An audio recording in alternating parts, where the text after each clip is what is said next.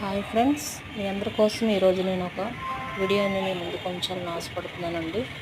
తోటకూరని మనము ఎలా మన ఇంట్లో పెంచుకోవాలని దాని గురించి మీకు చెప్పాలనుకుంటున్నాను నేను. ఇదిగోండి, మా మేడ మీద నేనైతే నా ఓన్గా తోటకూర విత్తనాలు ఫస్ట్ తీసుకొచ్చి వాటిని వేసి వాటిని పెంచానండి.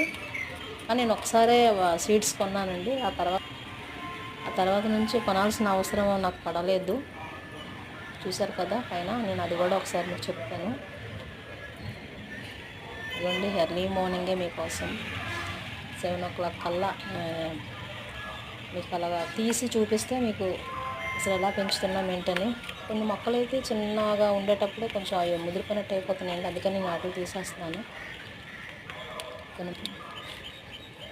కొన్ని మొక్కలు పెద్దగానే ఉన్నాయండి. కొన్ని తీసి పక్కన పెట్టిన తర్వాత నాకు కొంచెం ఐడియా వచ్చిందన్నమాట. ఇది మా ఫ్రెండ్స్కి ఉపయోగపడుతుంది, ఎలా పెంచుకోవాలి ఏంటని దాని గురించి చెప్తే ఆలోచన వచ్చి మరలా నేను అది తీసేటప్పుడు అవన్నీ కూడా మీకు చెప్తానండి. నేనైతే ఒకసారి విత్తనాలు తీసుకొచ్చానండి. ఆ తర్వాత నుంచి ఒక పెద్ద మొక్కలాంటిది ఒకటి ఉంచేసుకోవాలండి.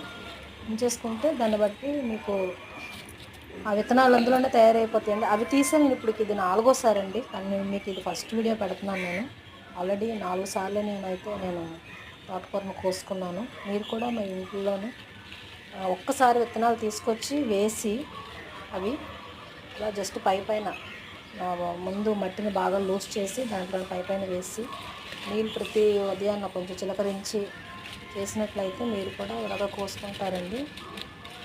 తోటకూర మన ఆరోగ్యానికి చాలా మంచిది. ఇందులో కూడా ఐరన్ అనేది ఉంటుంది. మన ఆరోగ్యానికి చాలా ఉంది. అందరూ కూడా ప్రతిరోజు కూడా తోటకూర కానీ నేను ఆకుకూరలు తినాలని నేను ఆశపడుతున్నానండి. ఇలా వీడియోలన్నీ మీ ముందుకు తీసుకొస్తాను.